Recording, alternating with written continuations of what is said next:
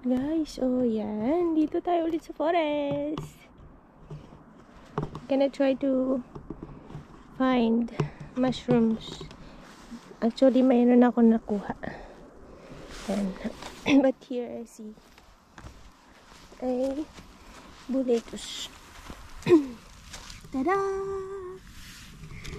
Oh, diba? Ang ganda. Uy!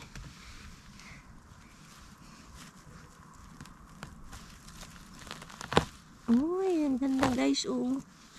So, hindi ko dala yung brush.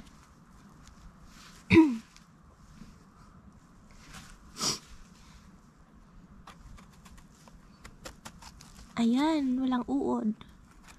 Malinis na malinis. Doon ko na lang siya sa bahay. Linisang mabuti kasi marami ng lamok. It's already 8 PM here. Nice. Fresh na fresh. Itong mga kabuti. Ayan. Ang dami. Pasensya na sa boses ko guys. At talagang tinamaan yata ako ng ubo. Ayan. Old na siya. Sayang. Pero meron dito guys. Oh. Eto. Perfect na perfect. Solid. Solid na solid.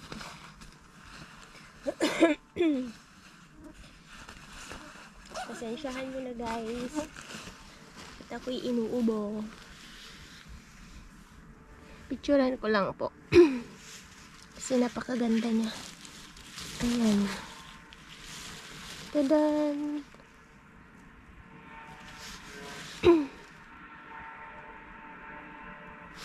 Ganda. Maraming lamok. Pinakagat nila yung aking puwet. Charot. Ayan. Kita natin guys kung gaano siya kahaba. Nice. Ayan. Ang linis niya.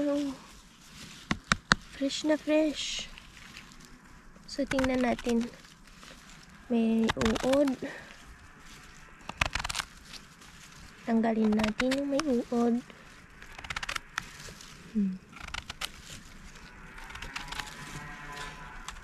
Ayan. Okay na guys. Oh.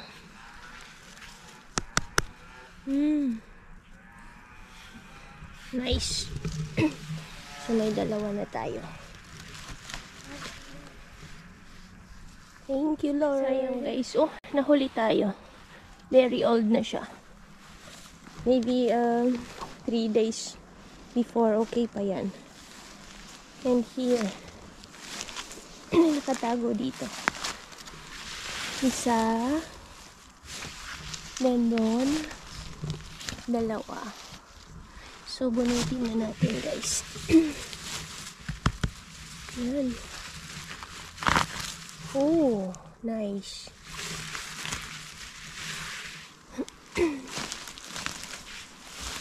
Yung isa guys, oh.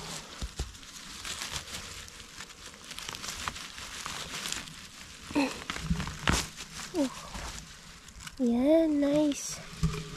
Doon na natin siya linisan mamaya sa bahay kasi maraming lamok. As in. Tada! Ito guys yung poisonous type. Maganda siya pero napalason. So if we're going to pick a mushroom, make sure na alam natin yung identification and don't pick those na hindi natin kabisado. Nakakain dito. Okay, let's go. Trying to find some more. Dito may tumubo last year. And actually, every year, yan, same spot, tumutubo sila. So, yan o, napakarami guys. Ito, young. Masarap to. Young pa siya. Pero hindi ko siya ganong kinakain. Mas masarap pa rin yung sep o yung Bulitos Idolis. Dami, no?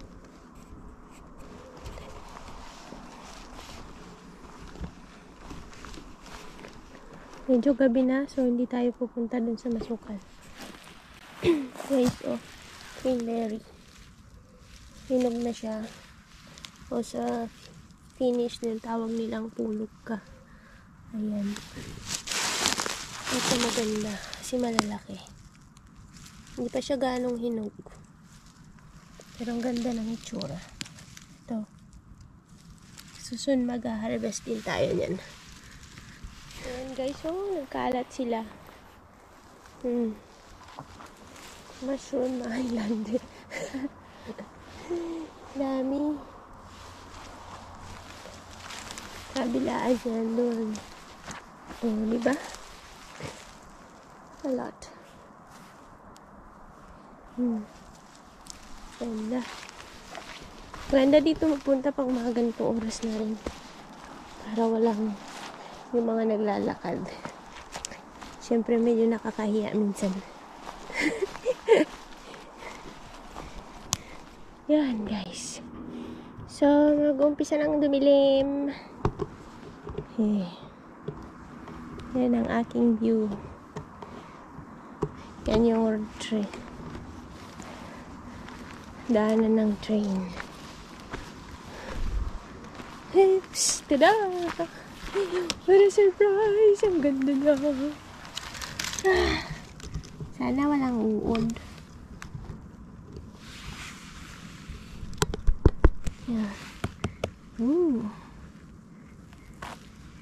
So, ito yung another kind of bulitos. Ay! Ito yung mas malambot. Mas malambot siya compare sa Bulitos Idolis. Ito yung tinatawag nilang pine tree. Yan guys. Ang ganda. Walang worm. Fresh na fresh.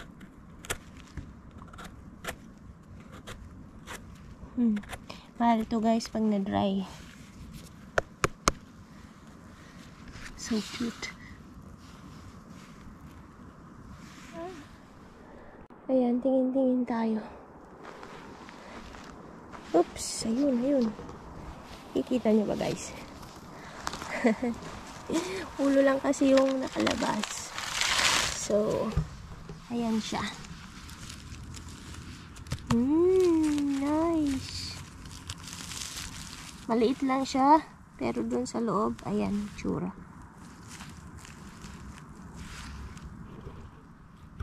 Guys, so, tap na natin. Ganda. Fresh na fresh. Ito yung maganda guys. Andito siya sa moss. Walang uod.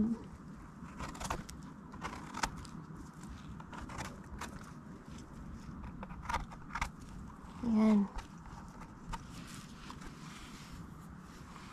Tapos guys, itong pinag-anuhan natin, balik din natin dyan. Para next year, tubo siya ulit. Yan.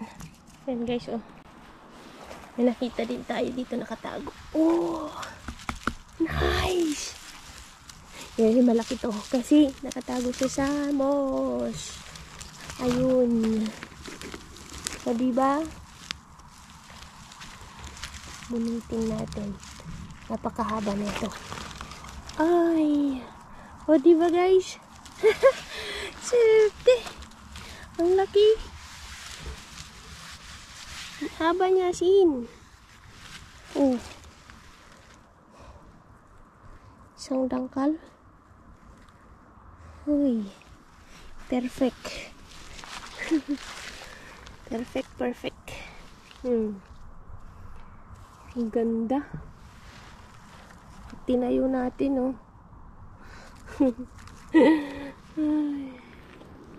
So, tingin. Marami doon pero ibang klase.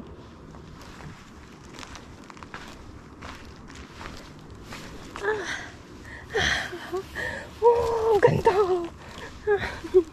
Nakikita niyo ba niya, guys? Apo, nagpintas. Magura naman ka.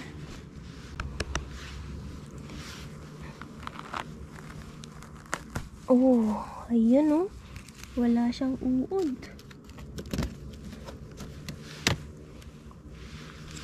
Fresh na fresh. Oh. Diba?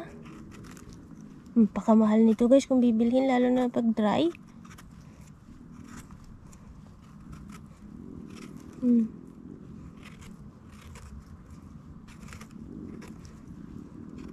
Search nyo sa mga Google magkano yung dried bulitos. Perfect. Nice. Marami na tayong nakuha oh. Ganda. Ito, takpan natin. Balik natin doon. Clean as you go. Para next year marami kang maani. Ayan guys. Oh. Old na siya. Orange bullet.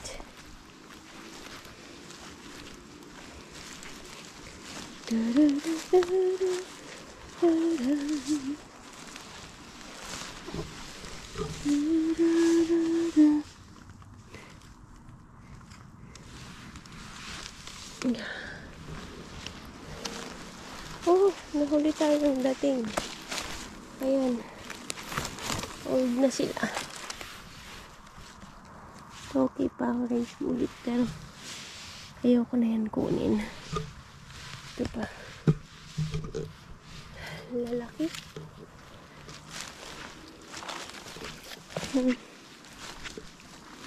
Masarap kasi sa orange bullet guys.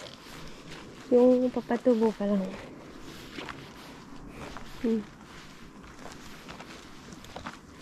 So, huli tayo. Wala na. Last year maganda kasi dito eh. Kaso na nagputol sila ng mga kahoy, dito nila pinadaan yung machine ay yung sasakyan na pangputol. So nasira tong truck na to. Ayan. May padating na tren.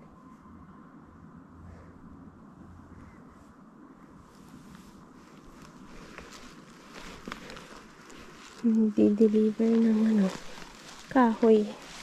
Nakita ko dito. Orange bullet. Eto, ang maganda orange bullet. Medyo old na din. So, hindi na natin kukunin.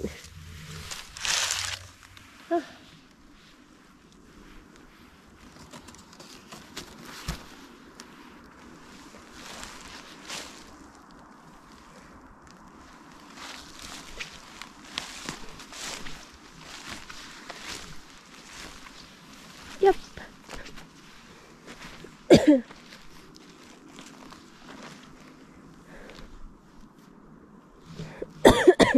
Ay. Excuse.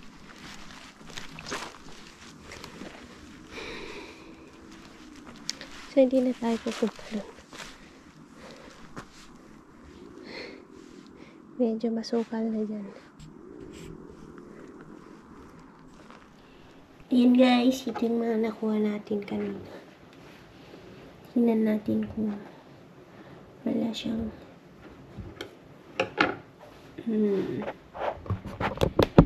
wood. Ganda. Tapos dry natin.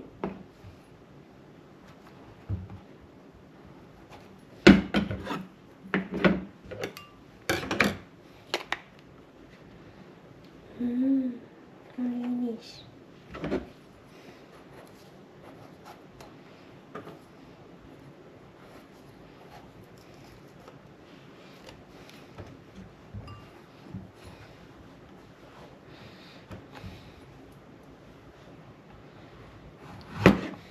Ayan, ganda.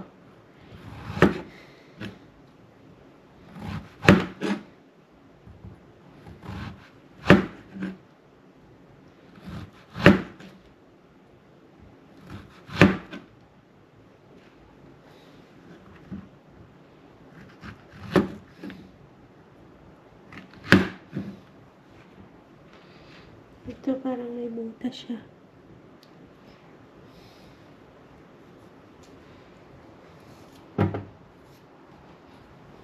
Yan. Okay na yan.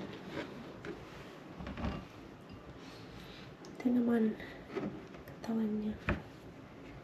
Para siyang munay.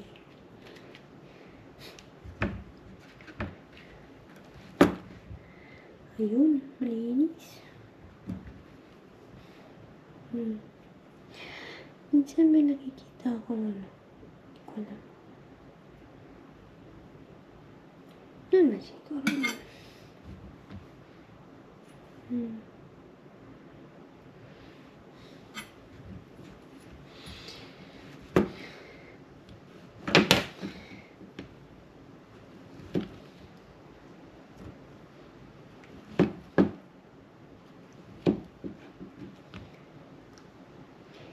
Kaya nga guys, ito hindi masyadong makapal. Para mabilis lang siyang madry.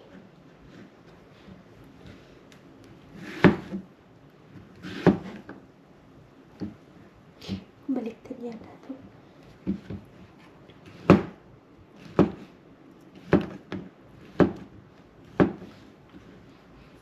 Yan. Pulinggit.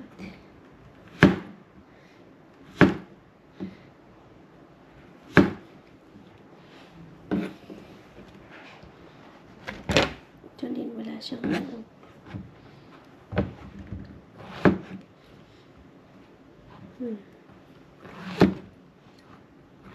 Nalata kasi pag may uong parang may butas-butas, pero ito wala.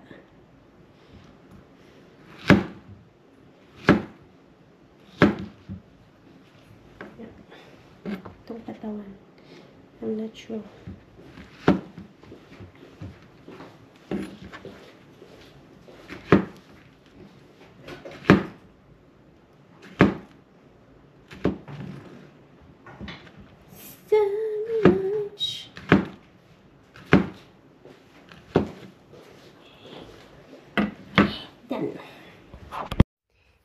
So, ito may libro ako guys.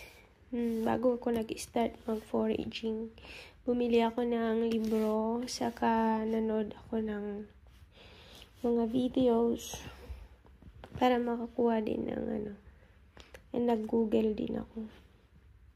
So, nandito siya lahat. Ayan. Yung mga edible. Tignan mo. Talagang number 1 yung king bullet. Marami siyang klase. Ayan. Nandyan yung mga dyan mo ma-identify kung edible or not. So, nangunguna talaga yung king bullet sa mga edible. Ayan. Nandyan lahat siya. Ito yung black chanterelle.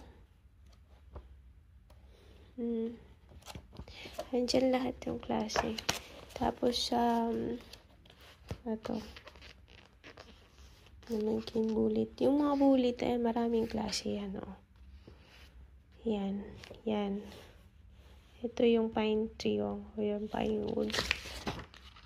Marami pa yung klase. Ito naman yung nag-iiba yung kulay. So, wala yan. Hindi ko yan nakita dito. Saka ito, wala man to dito.